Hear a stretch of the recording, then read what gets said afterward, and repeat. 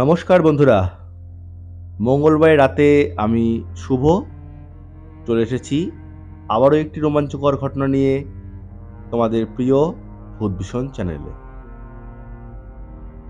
সবার প্রথমে আমি কৃতজ্ঞতা জানাই চ্যানেলের সমস্ত শ্রোতা বন্ধুদের, যারা আমাকে এতটা সাহায্য করছো চ্যানেলটিকে এগিয়ে নিয়ে যাওয়ার জন্য। মাত্র ১ মাসের মধ্যে চ্যানেলটির সাবস্ক্রাইবার সংখ্যা ৪০০ পার হয়েছে শুধুমাত্র তোমাদেরই কারণে। সত্যিই আমরা চ্যানেলের পক্ষ থেকে তোমাদের কুর্নিশ জানাই তোমাদের সাহায্যের হাত বাড়িয়ে দেওয়ার জন্য। আশা করব আমাদের ভূত ভীষণ পরিবার খুব তাড়াতাড়ি আরও বড় হয়ে উঠবে। আরও ধন্যবাদ জানাতে চাই বিশেষভাবে তাদের, যারা আমাদের চ্যানেলে তাদের শোনা বা নিজের সাথে ঘটা ঘটনাগুলো লিখে পাঠিয়েছেন বা পাঠাচ্ছেন।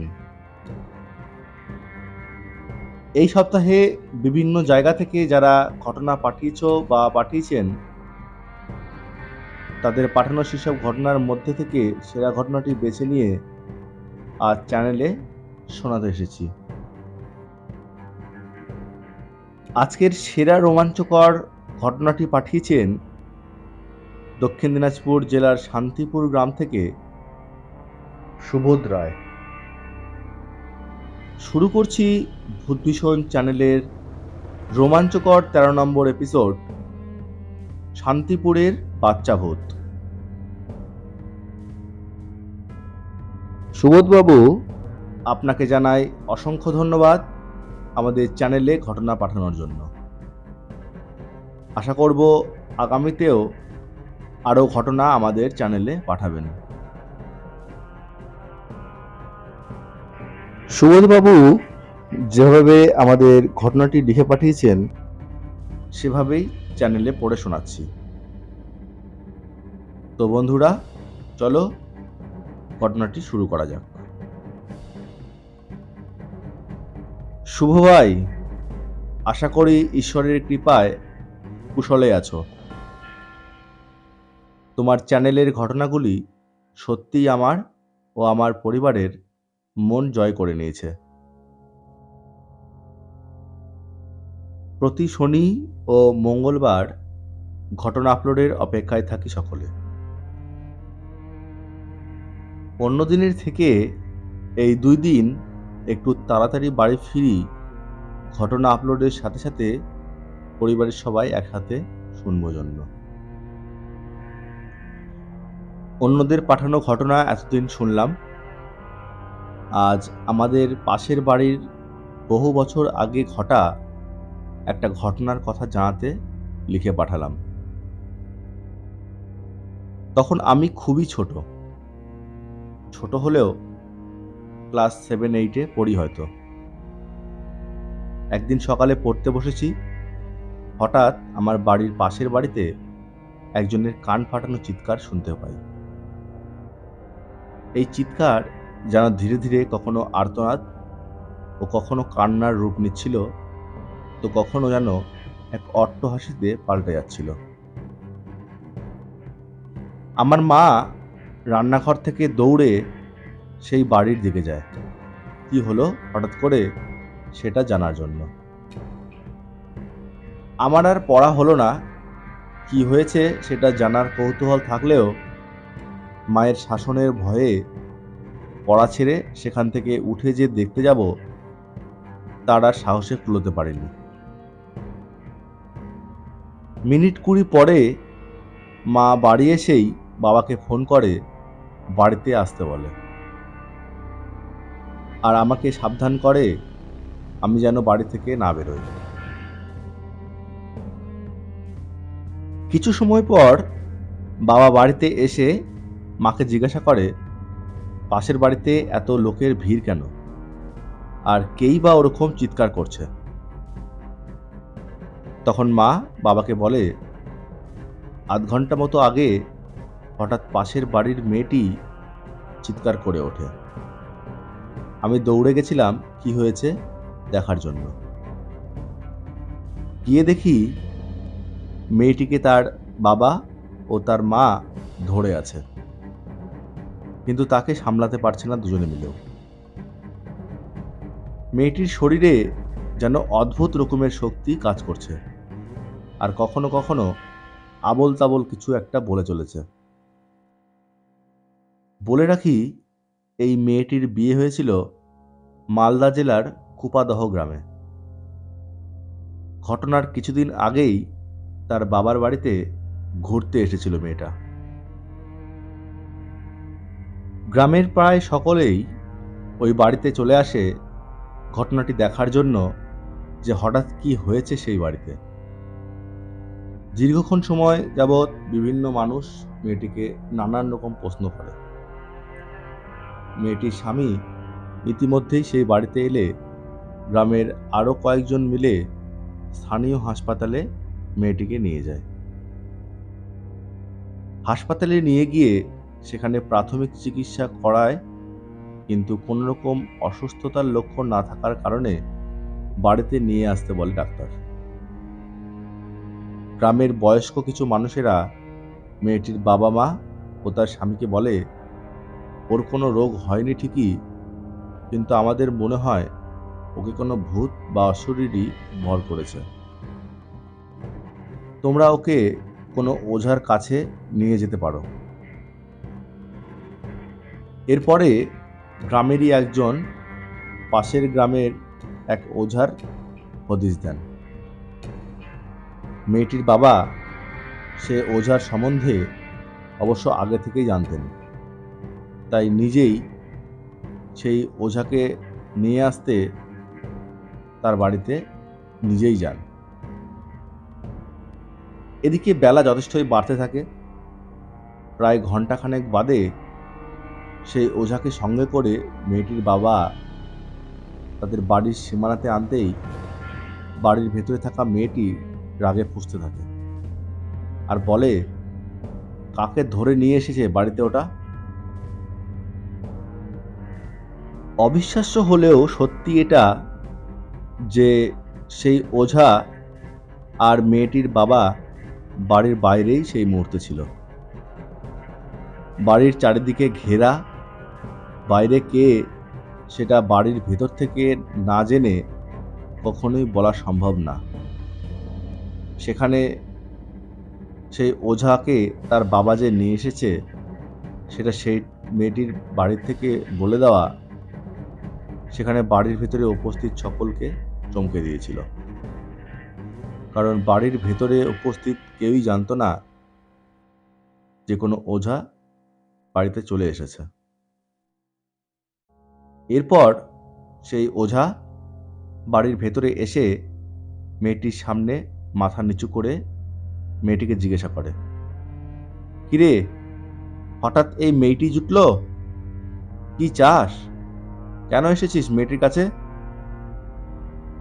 সেই ওঝার মুখে এইসব প্রশ্ন শুনে বাড়িতে উপস্থিত সকলে একে অপরের মুখ চাওয়াচাই করতে থাকে। এরপর ওঝা মেয়েটিকে বলে, তুই আগে যে বউটিকে ধরেছিলি তখন তোকে কি করেছিলাম মনে আছে তো? তখন মেয়েটির মধ্যে থাকা সেই ভূতটি বলে, আমার পিণ্ডদান না করলে আমি আর যাব না। এরপর সেই ওঝাটি নানা রকম মন্ত্র পড়ে, যার ফলে কিছুক্ষণের মধ্যেই সেই মেয়েটি সাধারণ অবস্থায় ফিরে আসে। গত কয়েক ঘন্টা ধরে যা কিছু ঘটনা মেয়েটির সাথে ঘটেছে সেটার বিন্দুমাত্র মনে করতে পারে না মেয়েটা। এরপরে বেশ কিছুদিন ভালো থাকলেও আবারও দুই একবার একই ঘটনার পুনরাবৃত্তি হয়। দিন দিন মেয়েটার শরীরে অবনতি হতে থাকে। বারবার সেই ওঝারা এসে মন্ত্রপাঠ করে, ভূতটিকে কিছুদিনের জন্য তাড়াতে সক্ষম হলেও পুনরায় ভূতটি ফিরে আসায় গ্রামের লোকেরা আরেক গ্রাম কালাইডাঙ্গার দুজন প্রসিদ্ধ ওঝা কেরু ফকির ও সুরেশ সরকারকে ডেকে আনতে বলে। এই দুজন ওঝা বাড়িতে আসা মাত্র মেয়েটির মধ্যে থাকা ভূতটি কান্না করে ওঠে। কেরু ফকির মানুষরূপী ভূতটিকে জিজ্ঞাসা করে সে আসলে কে, কোথা থেকে এসেছে আর কেনই বা এসেছে। তখন মেয়েটির মধ্যে থাকা সেই ভূতটি বলে, অবৈধ সন্তান হওয়ার কারণে আমার মা ও প্রকৃত বাবা আমাকে মেরে এই শান্তিপুরেই মাটিতে পুঁতে দেয়। তখন কেরু ফকির তার বাবা মার পরিচয় জানতে চাইলে ভূতটি তখন সেই গ্রামেরই এক বউয়ের পরিচয় দেয়, আর অন্য একটি জায়গার লোকের নাম বলে ভূতটি, যে তার প্রকৃত বাবা। সে আরো বলে, আমার আত্মার মুক্তি না হওয়ায় আমি এই বউটির ওপর ভর করে আছি। কেরু ফকির জানতে চায় কি উপায়ে সে এই বউ অর্থাৎ মেয়েটিকে ছেড়ে যাবে। তখন ভূতটি বলে, গয়ায় গিয়ে আমার পিণ্ডদান করে আসলে তবে আমি শান্তি পাব, আমার আত্মা মুক্তি লাভ করবে। তখন কেরু ফকির বলে, ঠিক আছে, আমি তোমার পিণ্ডদানের ব্যবস্থা করছি, তবে তুমি মেয়েটিকে ছেড়ে চলে যাও। এরপরে সবাইকে অবাক করে ভূতটি সত্যি সত্যি মেয়েটিকে ছেড়ে যায়। কেরু ফকিরের আদেশে একজন লোককে ঠিক করা হয় যে গিয়ে পিণ্ডদানের সকল কাজ করে আসবে। যথারীতি টাকা পয়সা সকল জিনিসপত্র সেই লোকটিকে বুঝিয়ে দেওয়া হয়। একদিন পর মেয়েটির ওপর আবার সেই বাচ্চা ভূতটি ভর করে। আবার কেরু ফকির ও সুরেশ সরকারকে ডেকে আনা হয়। কেরু ফকির বাড়িতে এসে প্রথমে জানতে চায় পিণ্ডদানের পর কেন সে আবার ফিরে এসেছে।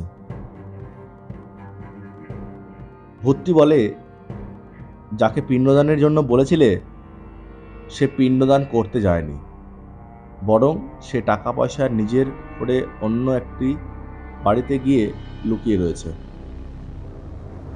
এরপর খোঁজ নিয়ে জানা যায় ভূতটির দেওয়া ঠিকানার পরিপ্রেক্ষিতে সত্যি সত্যিই সেই লোকটি সেই বাড়িতে গিয়ে লুকিয়ে আছে।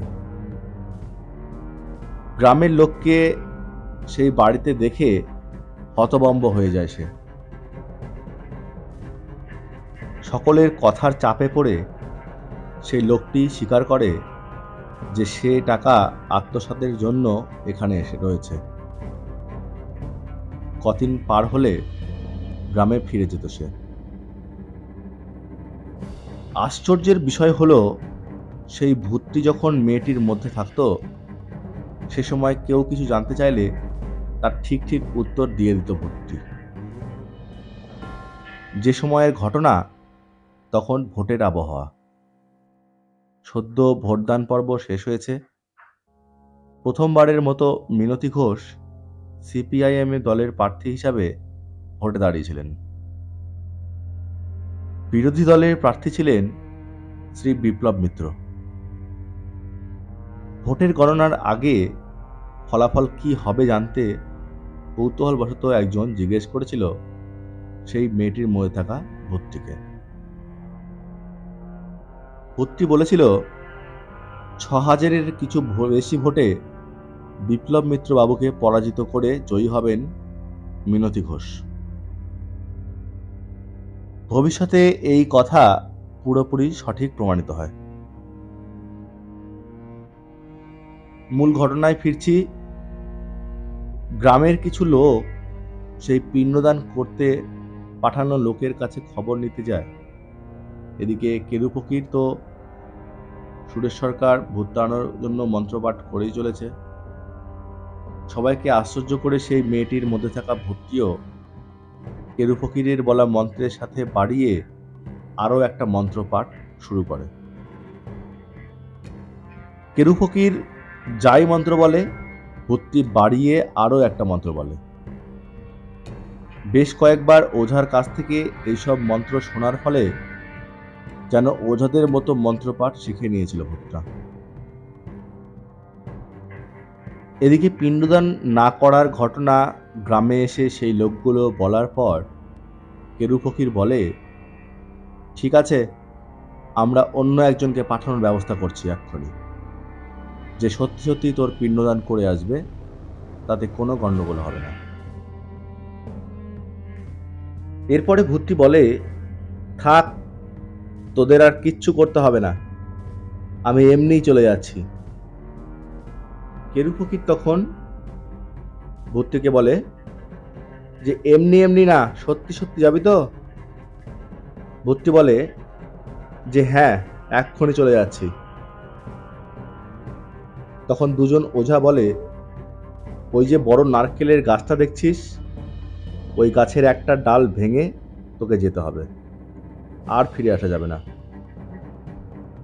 ওঝার কথা মতো তক্ষুনি লম্বা নারকেল গাছের একটা ডাল ভেঙে পড়ে, আর মেয়েটি জ্ঞান হারিয়ে যায়। কিছুক্ষণ অজ্ঞান অবস্থায় থাকার পর মেয়েটির জ্ঞান ফেরে। এরপর আর কোনো দিন এ যাবৎ কোনো এরকম ঘটনা মেয়েটির সাথে ঘটেনি। ঘটনাটি এ পর্যন্তই আমার দেখা বা জানা। যদি ঘটনাটি ভালো লাগে অবশ্যই তোমার চ্যানেলে পড়ে শুনিও। আমরা অপেক্ষায় থাকব আমার ঘটনাটা তোমরা আপলোড করছো কিনা জানার জন্য।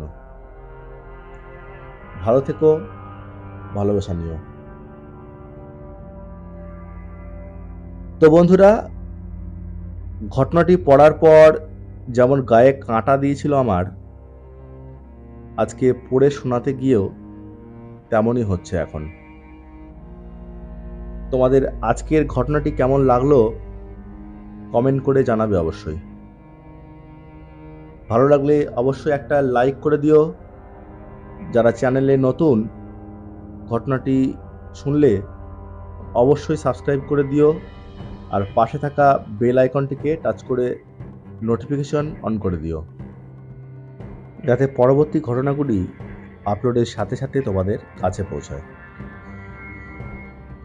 সবার কাছে অনুরোধ, তোমরা যেভাবে পাশে আছো সেভাবে পাশে থেকো, আর বেশি সংখ্যক মানুষকে চ্যানেলের লিঙ্কটা শেয়ার করে দিও, যাতে অধিক সংখ্যক মানুষ চ্যানেলের ঘটনাগুলি শুনতে পারে। যাদের পাঠানো ঘটনাগুলি পড়া হলো না, আমরা কথা দিচ্ছি তাদের মধ্যে থেকে আরেকটি ঘটনা আগামী শনিবার আপলোড করা হবে। বন্ধুরা, তোমাদের যদি এরকম কোনো অস্বাভাবিক ঘটনা জানা থাকে বা তোমাদের সাথে ঘটে থাকে, আমাদের জানাতে ভুলো না।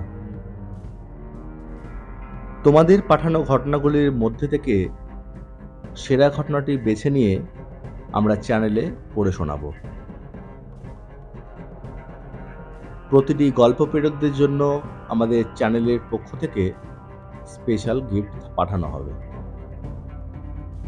তোমাদের ঘটনাগুলি আমাদের পাঠাতে স্ক্রিনে দেওয়া ইমেল আইডি bhutbhishonstory@gmail.com এবং ইনস্টাগ্রাম আইডি অমৃতা সরকার 4540 অথবা শুভ 1694 যে কোনো একটিতে যোগাযোগ করো। আমরা খুবই আনন্দিত হব তোমাদের পাঠানো ঘটনাগুলির জন্য। আবার হাজির হব আগামী শনিবার এরকমই আরেকটি রোমাঞ্চকর ঘটনা নিয়ে। ততক্ষণ সবাই ভালো থেকো, সুস্থ থেকো, শুভরাত্রি।